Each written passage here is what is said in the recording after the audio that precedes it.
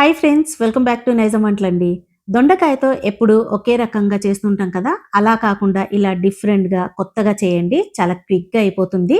చాలా ఫాస్ట్‌గా కూడా మనం ఈజీగా చేసేసుకోవచ్చు. రుచి మాత్రం చాలా టేస్టీగా, కమ్మగా ఉంటుందండి. మొత్తం అన్నం తినేయొచ్చు. దీన్ని ఫ్రిడ్జ్‌లో కూడా ఈజీగా స్టోర్ చేసుకోవచ్చు. మరి ముందుగా అయితే దీనికి కావాల్సిన దొండకాయలైతే తీసుకొని ఈ విధంగా 4 భాగాలుగా కట్ చేసుకోవాలి. ఇప్పుడు ఇడ్లీ కుక్కర్ తీసుకొని ఈ విధంగా కొంచెం ఇడ్లీ కుక్కర్‌లోకి నీళ్లు వేసేసుకొని, ఇందులోకి ఈ దొండకాయల్ని తీసేసుకోవాలి. దొండకాయలొచ్చేసి మనకి ఎన్నైతే ఇందులో సరిపోతాయో మొత్తం ఇందులోకి తీసేసుకోండి. తీసుకున్న తర్వాత ఒక్క 10 నిమిషాలు మీడియం ఫ్లేమ్ మీద పెట్టి దీన్ని బాగా ఉడికించుకోవాలి. తొందరగా ఉడికిపోయిందనుకోండి, ఈ కర్రీ చేయటం చాలా ఈజీ అండి. అప్పటికప్పుడే ఈజీగా దీన్ని ప్రిపేర్ చేసేసుకోవచ్చు.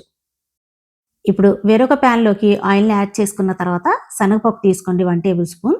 దీంతో పాటు మినపప్పు 1 టేబుల్ స్పూన్ తీసుకోవాలి. కొంచెం వీటిని వేయించుకున్న తర్వాత ఇందులోకి ఉల్లిపాయ ముక్కలు తీసేసుకోండి. ఈ ఉల్లిపాయలొచ్చేసి కాస్త ఎక్కువగా యాడ్ చేసుకోండి. ఉల్లిపాయలు యాడ్ చేసుకున్న తర్వాత ఈ విధంగా కొంచెం దోరగా వేయించేసుకోవాలి. వేయించుకున్న తర్వాత ఇందులో 1 టేబుల్ స్పూన్ ధనియాలు తీసేసుకోవాలి. ఇందులోనే జీలకర్ర వచ్చేసి 1 టేబుల్ స్పూన్ తీసేసుకోండి. వెల్లుల్లి రెబ్బలు ఒక 5-6 వరకు యాడ్ చేసేసుకోవాలి. అంతే అండి. ఇప్పుడు లో ఫ్లేమ్ మీద పెట్టి కాస్త వీటిని పచ్చి వాసన పోయేంత వరకు వేయించుకుంటే సరిపోతుంది. మరీ ఎక్కువగా వేయించాల్సిన అవసరం లేదు. ఇప్పుడు చూడండి, దీన్ని వేయించుకున్న తర్వాత పూర్తిగా చల్లారనివ్వాలి. ఇప్పుడు మిక్సీ జార్‌లోకి ఈ ఉల్లిపాయ ముక్కలు తీసేసుకోవాలి. తీసుకున్న తర్వాత ఇందులోకి కారం పొడిని కలుపుకోండి. కారం పొడి కాస్త ఎక్కువగా తీసుకోండి. ఈ ఉల్లిపాయతో చేస్తున్నాం కాబట్టి కొంచెం తీపిదనం వస్తుంది కాబట్టి కారం పొడి ఎక్కువగా యాడ్ చేసుకోవాలి. ఇందులోనే ఉప్పు సరిపడినంత కలుపుకున్న తర్వాత ఈ విధంగా మెత్తగా గ్రైండ్ చేసేసుకోవాలి. కొంచెం నీళ్ళని వేసి మెత్తగా గ్రైండ్ చేసేసుకోండి. ఇప్పుడు ఈ మసాలాని పక్కన పెట్టేసి ఇక్కడ చూడండి, దొండకాయలు ఎంత చక్కగా మనకి స్టీమ్ అయిపోయి ఉడికిపోయాయో. 10 నిమిషాల్లో మీడియం ఫ్లేమ్ మీద పెట్టేస్తే చాలా చక్కగా ఇవి ఉడికిపోతాయి. ఇప్పుడు ప్యాన్‌లోకి ఆయిల్‌ని యాడ్ చేసుకున్న తర్వాత ఆయిల్ అయితే తక్కువే పడుతుందండి. మరి ఎక్కువ ఆయిల్‌ని యాడ్ చేయాల్సిన అవసరం లేదు మనం. ఇందులోకి పోపు గింజలు తీసేసుకొని ఈ దొండకాయలు ఉన్నాయి కదా, ఇందులోకి యాడ్ చేసేసుకోండి. ఇందులోకి తీసుకున్న తర్వాత కొంచెం మనం మీడియం ఫ్లేమ్ మీద పెట్టి వీటిని కొంచెం ఫ్రై చేసుకుంటే సరిపోతుంది. మరీ ఎక్కువగా ఫ్రై చేయాల్సిన అవసరం లేదు. ఎందుకంటే ఈ దొండకాయలు ఆల్రెడీ ఉడికిపోయి ఉన్నాయి కాబట్టి. ఇప్పుడు ఇందులోకి కొంచెం పసుపు పొడి తీసుకోండి, half table spoon. Medium flame మీద పెట్టి కాస్త వీటిని ఫ్రై చేసుకున్న తర్వాత ఇందులోకి ఉప్పు తీసుకోండి సరిపడినంత. కాస్త చూసి తీసుకోవాలి, ఎందుకంటే మనం మసాలాలో కూడా ఉప్పును కలుపుకున్నాం కాబట్టి. ఇప్పుడు మనం తీసిపెట్టినటువంటి మసాలా ఉల్లికారం ఉంది కదా, ఇందులోకి తీసేసుకోండి. మామూలుగా అయితే ఈ దొండకాయతో చేసినటువంటి ఉల్లికారంకి దొండకాయలు ఉడికించుకోకుండా మనం పచ్చి దొండకాయలతో చేస్తాం కదండీ! అలాంటప్పుడు ఎక్కువ టైం పట్టేస్తుంది. ఈ దొండకాయలు ఉడకటానికి ఒక హాఫ్ ఎన్ అవర్ కంటే ఎక్కువ టైం పట్టేస్తుంది.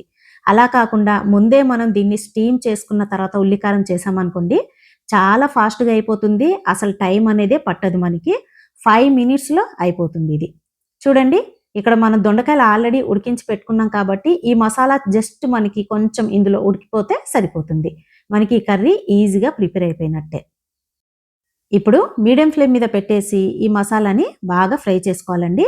ఆయిల్ మొత్తం ఎర్రగా పైకొచ్చేసి దగ్గరకొచ్చేంత వరకు ఫ్రై చేసుకుంటే సరిపోతుంది.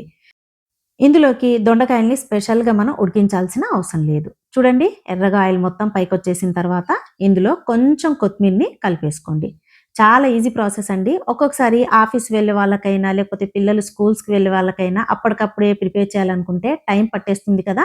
ఈ ట్రిక్‌తో మీరు చేయండి. చాలా ఫాస్ట్‌గా అయిపోతుంది. అండ్ ఈజీ ప్రాసెస్ కూడా. చూసారు కదా!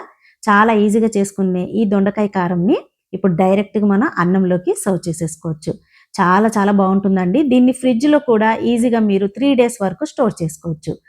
అస్సలు పాడవదండి. చాలా టేస్టీగా, చాలా డిఫరెంట్‌గా ఉంటుంది. మీరు కావాలనుకుంటే కొంచెం చింతపండుని కూడా మీరు వేసుకోవచ్చు, పులుపు కావాలనుకునే వాళ్ళు.